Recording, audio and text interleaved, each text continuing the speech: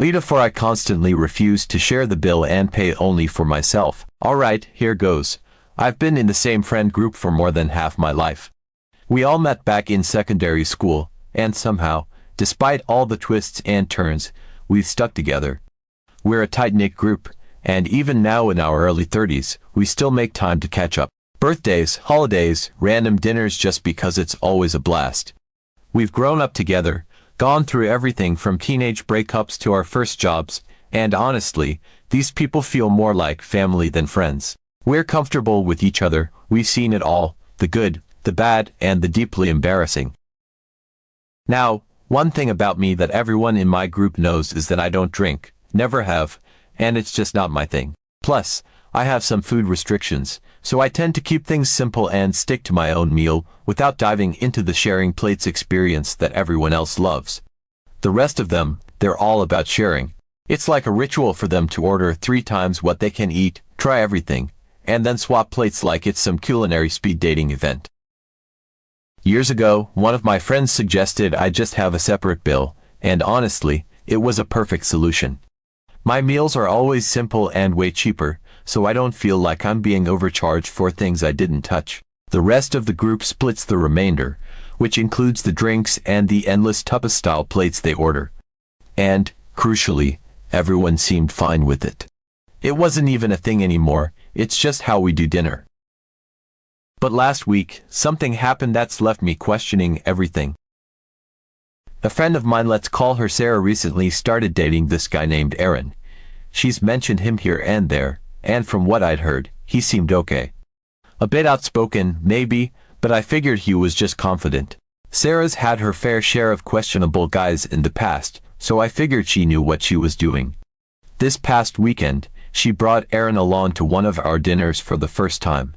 It was meant to be a sort of casual meet the group thing. We've all done it before. Bringing new partners around is basically a rite of passage in our group. So we get to the restaurant, and things kick off like they always do. The drinks start flowing within minutes: wine, cocktails, the works. The group slips easily into our usual rhythm, with people joking and nudging each other, ordering up a storm. Sarah and a couple of the others are already on their second round of cocktails, while the rest are deliberating over which bottle of wine to open next. There's no moderation, really, just a sense of celebration that always comes out when we're all together. Someone asks if we should get a few appetizers to start, and soon the table fills up with a medley of small plates. There's no real plan, it's just one of those nights where everyone seems to want to try everything, passing food across the table, laughing as they take bites off each other's plates. It's chaotic, but it's us. Aaron fits right in, or at least it seems like he's making every effort to. He's loud, grinning from ear to ear, acting like he's known everyone for ages even though it's his first time with the whole group. He orders himself a few drinks, nodding approvingly when the group picks out a fancier bottle of wine to share. He even suggests a few more dishes, like he's hosting the night himself. There's this energy about him that's a little intense, like he's trying hard to make a big impression. He's ordering a steak and then chimes in on adding another entree to try a bit of everything. I'm watching all this, amused, just sitting back with my water and my one entree, keeping it simple as usual. I can't help but notice him glancing over at me a few times, but I brush it off. I've been around enough newcomers to know it takes a while for people to really settle in. It's his first group dinner, maybe he's just trying to find his place. When the bill finally arrives, there's that familiar buzz of everyone shifting in their seats, joking about who's picking it up tonight, and pulling out wallets. I do what I always do, I ask the server to separate my part of the bill. I've been doing this so long it's second nature by now. My friends have never minded, they know my situation. As the server hands me my bill, I reach for my card, about to settle up when Aaron's voice cuts through the chatter. Hold on, why aren't you paying your share? At first, I think he's joking, a bit of playful ribbing. You know that tone, where someone's half laughing, like they're about to reveal they're not serious. So I chuckle and explain, oh, no, I've always done it this way since I don't drink and I don't usually eat from the shared plates. This way, everyone's only paying for what they actually ordered. I'm expecting him to nod, or maybe make a light comment and move on, but he doesn't. Instead, his face twists into something else. His smile is gone, and there's this almost disdain in his expression. He's not laughing. Mate, that's ridiculous. You're part of the group, right? You should be paying your share of the table, he says, his voice louder than necessary, carrying across the table. His words hang in the air, heavy, and I feel everyone's eyes on me. It's like the energy of the whole dinner shifts in an instant, as if someone's taken the music and abruptly turned it down. I glance around, hoping someone will jump in, maybe back me up or at least diffuse the tension, but everyone's silent. There's a sense of awkwardness settling over the table, and my friends of years, are just looking away or avoiding eye contact. It's like they don't want to get involved. I feel this strange mixture of shock and embarrassment wash over me. I try again, feeling the need to explain myself, to clarify that this isn't me trying to avoid paying or freeloading. I'm not avoiding the group, it's just that I only ordered my own meal. I've done this forever, I say, my tone calmer than I feel. But it's like he's made up his mind. It's been this way forever, I add, hoping that would remind everyone, maybe prompt someone to say something. But Aaron's still shaking his head, looking at me with that same judgmental expression. It's like he can't even hear me, or he's chosen not to listen. There's no understanding, just his voice, louder and more forceful as he throws words like cheapskate and selfish across the table. Each word feels like a punch, tight-fisted, selfish. I can feel my face getting hot, and I'm just praying that one of my friends will step in. But everyone is silent, staring down at the table or off to the side. I don't know if they're shocked or just uncomfortable, but nobody is defending me, and that just makes me feel worse. Here I am, in a group I've been part of for years, being told I'm some kind of cheapskate for sticking with a system we all agreed on ages ago. Finally, after what felt like an eternity, I just handed over my card, paid my bill, and left. I couldn't stand the idea of sitting there any longer with Aaron glaring daggers at me and my friends staying silent. I didn't want to escalate things, but I felt completely humiliated. I walked out with my head spinning, feeling like I'd just been called out in front of everyone for something that's never been an issue. Since then, I've been rethinking everything. Did I somehow miss the fact that my friends have resented my separate bill all these years? Was Aaron right? Was I the one being selfish and stubborn by sticking to my own bill all this time? I mean, no one has ever complained about it before, and I'd always assumed it was just understood. But now I'm wondering if they've all secretly been irritated with me for years and just never said anything. Or maybe Aaron's just that kind of guy, the type who needs everything to be fair by his own definition, even if it means bulldozing someone else. I can't help feeling like he's the one who crossed the line, but his words stuck with me. Now, I'm torn between sticking to what I know works for me or giving in to avoid another confrontation like that. I don't know. Am I the asshole for sticking with my separate bill after all these years? Or did Aaron overstep? Update 1. A few days after that dinner, I got a call from one of my friends. It was clear from her voice that the group had talked about what went down with Aaron. She was friendly but cautious, like she didn't want to bring up the mess but knew she had to. She asked if I'd come out for another group dinner, just a small one this time. She made a point to say everyone wanted me there, that they missed me last time, and that it would be a good chance to just have a nice, chill night. It felt like a peace offering, and after a few seconds of hesitation, I agreed. She didn't mention if Aaron would be there, but in the back of my mind, I knew he would. There was no way he wouldn't show up, not with how confident he'd been. When I arrived at the restaurant that night, everyone was already there, chatting and laughing like the last dinner never even happened. It felt good to be back with them, but there was still this weight in the air. I could tell people were a little tense, probably wondering if there would be another confrontation. Sure enough, a few minutes after I sat down, Sarah walked in with Aaron by her side. He looked as smug as ever, smiling at everyone as if he'd single-handedly changed the group dynamic with his bold demands last time. He settled down across from me, giving me this almost challenging look, and I felt my stomach clench. But I smiled back, determined not to let him get under my skin. As the night went on, people started ordering drinks and appetizers, getting back into their usual groove. Aaron, of course, wasted no time diving into the menu, suggesting plates and even pushing for a few of the pricier options. I was trying to keep my cool, but I could feel him watching me, like he was waiting for me to go through my usual routine of ordering my own thing and splitting off my part of the bill. At one point, Aaron leaned back in his chair, looking right at me, and brought up the last dinner. He made a loud comment about how some people like to dump the rest of the group with their own tab instead of paying their fair share. I could feel my face heating up as he practically called me out in front of everyone. He asked if I'd be doing the same this time, still smirking like he had all the power here. But that night, I was done explaining myself, done trying to keep the peace while he dragged my name through the mud. I didn't respond. I simply glanced at him and then turned back to the menu. And as I scanned the options, a thought started to form. If Aaron wanted me to split the bill so badly, if he was so insistent that it was only fair to share everything equally, then maybe I'd give him exactly what he wanted. So I decided I'd order like I'd never ordered before. Every time Aaron suggested something, I nodded along and added my own recommendation. I went for the most extravagant items, appetizers that could have been meals on their own, and the biggest steak on the menu. I ordered drinks even though I don't drink and made sure to pick the ones that came in fancy glasses, the ones with ingredients you can't pronounce. I ordered desserts halfway through the meal, just to try them out. Every time I caught a glimpse of Aaron's face, he looked slightly confused, like he couldn't figure out what was going on. My friends were shocked too, watching me pile up orders, some of them raising eyebrows, a few even chuckling under their breath. I could tell they were amused but curious, probably wondering what had gotten into me. But no one said anything, and everyone just went along with it. The meal turned into a true feast.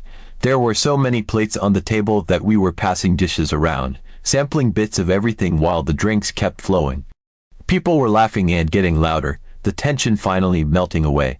It was one of the best dinners we'd had in a while, the kind of night where the table was packed with food, and everyone was so wrapped up in conversation that time seemed to blur. Finally, when the laughter died down and people started settling into that post-dinner lull, the bill arrived. The server set it down in the middle of the table, and I reached out, grabbing it before anyone else had a chance. I could feel Aaron watching me, his smug smile fading slightly as I scanned the bill. It was massive, easily one of the biggest tabs we'd had as a group. I glanced up at Aaron, catching his eye, and announced that if he was so keen on splitting the bill equally, then this time, I was perfectly fine with it. The look on Aaron's face was priceless. He glanced over at the bill, his eyes widening as he realized that the bulk of the charges were from my side of the table. He had clearly expected me to order my usual simple meal to keep things modest, but instead, I'd outdone everyone else. He opened his mouth to protest, starting to point out that maybe the bill shouldn't be split since I'd ordered so much. But I cut him off with a calm look, reminding him that splitting the bill equally was his suggestion, the very thing he'd fought me over at the last dinner. He'd made it clear that we were all part of the group, and everyone should pay their fair share, so that's exactly what we'd do. I watched as realization dawned on him. He looked around, trying to gauge if anyone else would back him up, but this time, no one seemed willing to step in. I could see some of my friends trying to hold back laughter, a few even shooting me knowing looks, like they finally understood what I was doing. Aaron had no choice but to go along with it, and the rest of us split the bill equally, just as he'd wanted. He looked completely dumbfounded as he pulled out his wallet, realizing he'd have to pay far more than he'd bargained for. By the time we all left the restaurant, I could tell he was fuming, though he tried to keep his frustration under wraps. I walked out with a sense of satisfaction, a quiet victory that I didn't need to say out loud. Aaron had insisted on fairness, and I'd shown him exactly what that looked like. My friends seemed amused, a few of them giving me nods or pats on the back as we said our goodbyes. The tension that had lingered since the last dinner felt like it had finally lifted. Update 2. The morning after that dinner, I woke up to a series of messages from an unknown number. It took me a moment to realize it was Aaron. Apparently, whatever unresolved tension he'd carried home from the dinner hadn't worn off overnight. His text started off questioning what kind of joke I'd pulled with the bill, asking why I'd ordered so much food only to split the check equally. He couldn't wrap his head around it, accusing me of doing it to embarrass him in front of the group and calling it a childish stunt. He even threw in a few lines about how I'd made a fool out of him, as if that dinner had been some orchestrated play just to take him down a peg. It was honestly baffling. He seemed completely oblivious to the irony of what he was saying. Here was this guy, who'd charged into our group dynamic like a bulldozer, stirring up drama over something that had been perfectly fine for years. And now, he was the one feeling wrong because, for once, he had to deal with the consequences of his own demands. I couldn't help but laugh. I mean, wasn't it him who insisted that splitting the bill equally was fair, that we were all part of the group and had to contribute evenly? In my response, I kept things as calm and straightforward as possible, telling him that I'd simply been hungry. I reminded him that he was the one who had pushed for this equal share approach in the first place, so I thought it'd be best to respect his preferences.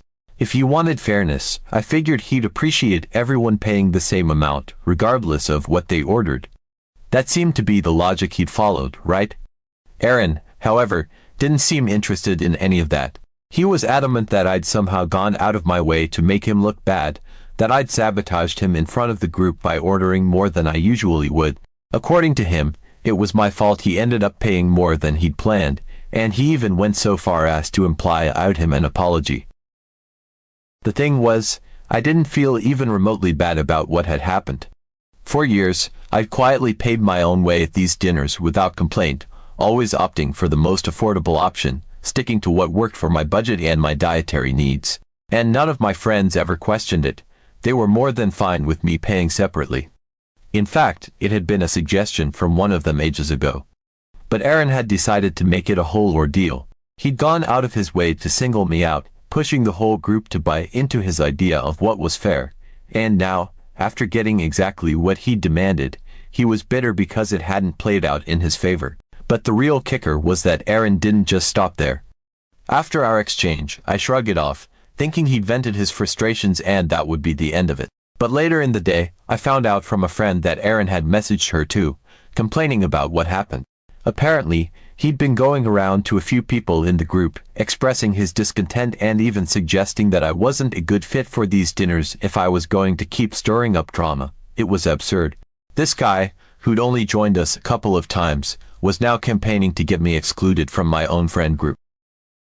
I decided to drop a message in our group chat, the one without Aaron, where it was just the core friends who'd known each other for years.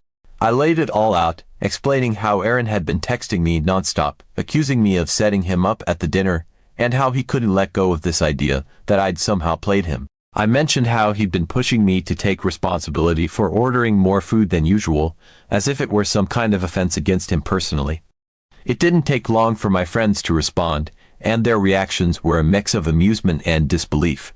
Apparently, Aaron had been messaging them too, spinning his side of the story, claiming I'd gone out of my way to make him look bad and that I was toxic to the group dynamic. He'd even suggested that maybe it'd be better if I didn't come to the next few dinners. The group chat quickly blew up with laughter and eye-roll emojis as my friends shared screenshots of their conversations with him. They all thought it was ridiculous that he was trying to cancel me from our own group dinners. They knew me, knew how I'd always handled the bill and my own preferences with zero issues. We'd built this unspoken system that worked for everyone, and here was this newcomer thinking he could swoop in and dictate how we should split things.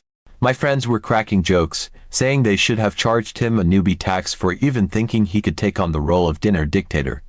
They found it hilarious that he was so worked up over something as basic as a shared bill. A few of my friends even pointed out how obvious it was that Aaron felt embarrassed, but instead of owning it, he was trying to pass off his own discomfort as my fault. They saw right through him. One friend laughed about how he'd gone from trying to be the big man to playing the victim the moment things didn't go his way. It was like he couldn't handle the reality that he'd essentially orchestrated the entire situation himself. We shared stories back and forth, recounting little moments from the dinner where Aaron had tried to lead the group or make comments about how we should do things the right way, and it became clear that none of us were taking him seriously. They all reassured me that he was the one being absurd, that he'd crossed the line by messaging everyone about it, and they found his whole campaign to get me banned from the group laughably out of touch. There was this sense of camaraderie, a reminder that we'd been through far too much together to let one loud, insecure outsider disrupt our dynamic. By the end of it, we'd all agreed that Aaron's over-the-top reaction said a lot more about him than it did about me. It was obvious he wasn't cut out for the group if he couldn't handle a simple dinner bill without blowing up. And honestly, I couldn't help but feel a little bit of satisfaction. Aaron had shown up, tried to change things for everyone, and ultimately made a fool of himself. Meanwhile, the rest of us were still here, still laughing about it, and still planning our next dinner, one that he wouldn't be invited to.